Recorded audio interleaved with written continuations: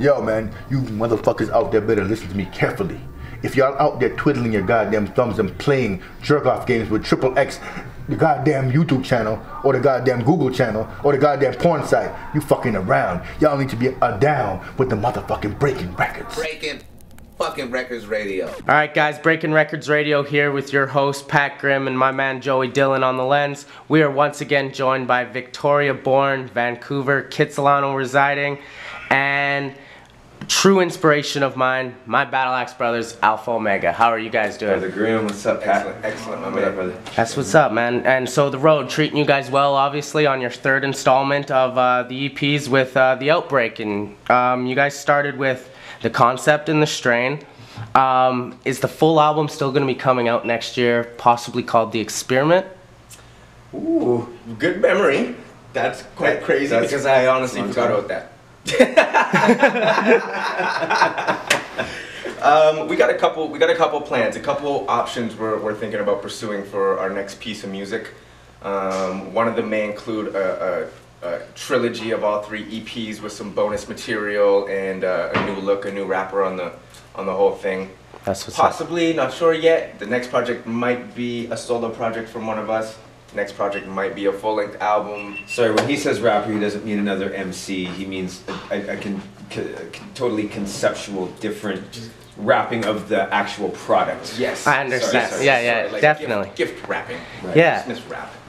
No, and that's really wicked, and that's what I was kind of gonna touch on here. Is one of the questions is I noticed, Neph, that you had also released your EP with J-Do this summer called The Barstool. Now, how did your relationship with him come about? And the skit on the album, is there any truth to that? About no drinking? Where J-Do was forced to drink? No, I was forced to drink. You were forced to drink, okay. J-Do doesn't drink, so in order for us to continue to be at the bar, I was forced to drink J-Do's drinks that he would refuse to drink. Yeah, and So I got fucked. Damn. So good for me. And how did your relationship with J-Do come about? Very organically. He's a very talented dude. I met him at a showcase in Vancouver at a place called the Hooker's Green. Okay. It's no longer there. It was in Yaletown. They used to do hip-hop showcases every month. So the one time I went, it was me and Heat Wave and Northwest Division, Junk. Dope. J-Do was there, and there's a couple other local dudes as well. And after the show, I ended up chopping it up with J-Do. Got along right off the bat. Yeah. Kept in touch. He ended up hollering at me a couple months later, asked if I wanted to get down on the EP. I was more than for it because he's just such a great dude, you know what I mean? It was great chemistry, so. And yeah, and my favorite record off that is where is it? Is Anything Can Happen. Word, I love the beat. I love just the whole concept of it. It was super dope. That was the last song on the album. It actually wasn't even gonna make it. We had another song in that place, but then we decided that we should probably do some more music, and Anything Can Happen happened. I'm glad that we called it Anything Can Happen. I'm glad that I made the album, man. That was actually it was my favorite. Now for this interview, I had reached out to Paul Lavley, your guys' artist, for the 3 EPs, and he said that you guys originally met through just social media interactions, where you guys had exchanged artwork, and he had liked what you were doing, and you guys were obviously fans of his, and it grew into the 3 covers of your guys' EPs. Now, in the near future, could we possibly see some Alpha Omega full-length comic books on that merch table for us? Good idea. I would love to see it. You have to have it cut now because you came up with the idea, or what? Hey, I mean, just knowing that you guys are very, Wow. Congratulations, that's good. I don't know how we're not doing that. something I would love to see as a fan, and knowing that you guys are, very in tune with the superhero, world and stuff like that, it'd be something I think would be dope to see, a little run, 4, 6 comic book series, see 4 to 6, see what happens, but I think it would be really dope. Thanks. Word. We're gonna put that into play just for you. Prev, do you want to let us know about Neutral Vodka? And how did your relationship with them come about? Yeah, so Paul Meehan, who's literally one of the greatest creative geniuses on the face of the planet, he's a marketing absolute guru.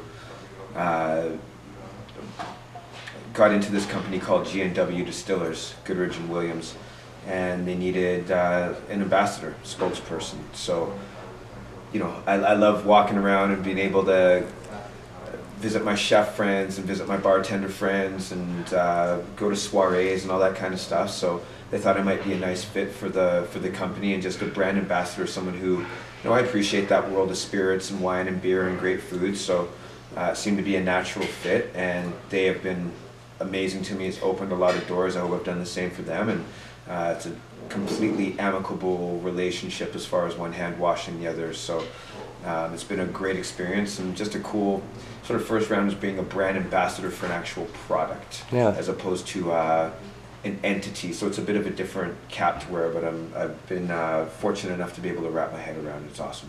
That's wicked, man. That's wicked. So for the people, if you're ever at the bar next time, you ask that bartender for neutral vodka, and if they don't have it, you tell them to get a hold of Prevail and Alpha Omega. Feud in Alberta, so here we go. Yeah, that's how we do it. Now, Alpha Omega, the name itself, people, you know, most people are aware it's the beginning and the last letter of the Greek alphabet, which they believe in history symbolizes the beginning and the end. It's been mentioned in many religious and ancient civilizations. Are you guys familiar with this? To an extent, Frev is the one who came up with the name in the first place, so I do know for a fact he knows way more about the history of where that whole thing comes from than I do. But I've been doing a little research since we started the group, obviously, just to do a little catch-up, because people are always schooling me on some stuff, so I've been, you know. And, well, one of the things that I found that was really interesting is that they mention it in, you know, the Book of Revelations, but all the way even back to 500 BC with Dionysus. They called him the Alpha and the Omega as well. But when I look into it, a lot of these are very, I guess, allegorical, symbolistic representatives of the Egyptian civilization, where, I'm not sure if you're aware, Neph, but there was a story in the Birth of Horus in which Horus tells Thoth that the Virgin Isis will be creating and giving birth, and Neph, the Holy Ghost, is actually the man who gives her the power to give birth to Horus, which I thought was kind of interesting, connecting into the whole Alpha Omega thing. So the dude's name was Neph? His name was Neph, the Holy Ghost. Oh boy. It's my next album name. Shout out my next album. Neph, the Holy Ghost, yeah. So I thought that was cool. It'll be out this December. That's really He's neat. almost done No it. idea. They'll be in time for Christmas. I thought that was really, really cool. That's really neat. Straight up. Now, recently, just past this month, a little while ago, just a couple weeks ago, marked 16 years that Monsters in the Closet had came out. Wow. And Prev, one of the lines that I really think define you very well is, we built this foundation brick by brick. Eye for an eye, keep your eye on this. But that's really, I believe, left your footprint in this music, not only with the success of Swollen and Battle Axe, but as Canadian hip-hop as a whole. I really believe that it is important for younger MCs like myself, and even cats younger than me, that when a guy like you is in the room or in the presence, they keep their ears open and their mouth shut, because you drop a lot of knowledge. Now, in turn, have you picked up any, I guess, new knowledge or anything from the younger generation with this new endeavor with Alpha Omega? yeah, I mean, obviously, and thank you for saying that. You know, probably sometimes people are like, please stop talking now, Prev. I got it the first time you told me. But look, in truth, I think there's power in being able to share your stories, but equally there's power in being able to listen, otherwise your stories don't really get carved. It's not always about being able to be the orator, sometimes it's about being the listener, and adopting those storytelling traditions that have been passed down to us through so many generations of elders and soothsayers. And I think there comes a certain point where you've been telling or weaving your own stories for a certain amount of time. You need an injection of vibrancy, and Neph has really provided that for me. Beyond the family scope of things, I mean, that's always there, you know, the uncle-nephew relationship, but just as an MC and the way he's so intuitive and is really well studied, but is still open enough to his own pathway that he's developing in a very unique and dynamic and quick way.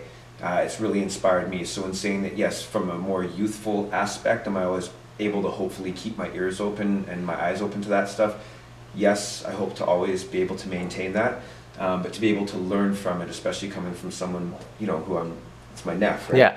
Yeah. It feels totally awesome and totally genuine. So yeah, I do feed off of that energy as well, and hope to be able to give it back, and hopefully Neph's going to be able to give it back to the next generation, and so on and so forth, and that's just the cycle of life, I think. And I do agree. I believe that you definitely provide that spark for the younger generation coming up, the guys who are in this same scene. I do believe that. Now, Neph, one thing I want to touch on is on your Black Box EP, Angel's Song, you had mentioned you have a line about living in your truck. Now, is this something necessarily that you would like to speak on, maybe your life before writing rhymes? And 100%. Yeah, 100%. I've already rapped about it, so it's out there. You know? Yeah. And, yeah, before I moved to Vancouver, about 5-6 years ago, I was homeless. I was living in my truck, / at my homies' couches when their parents weren't home, and I was able to sneak in. I was doing that for a couple of years, man. It was not a good time of my life. I was uninspired. I didn't have anything going on to look forward to at that time, I don't think. I was living in Victoria on Vancouver Island, which is an island, and one day I woke up and it was cold as hell, and fucking I was at the beach. I was at Esquimalt Lagoon, which was my usual crash spot if I was crashing in my truck, because there was no cops down there and all that shit, and blaze out in my truck and whatever. Write rhymes. That's when I started writing rhymes seriously, because I didn't have anything else to do.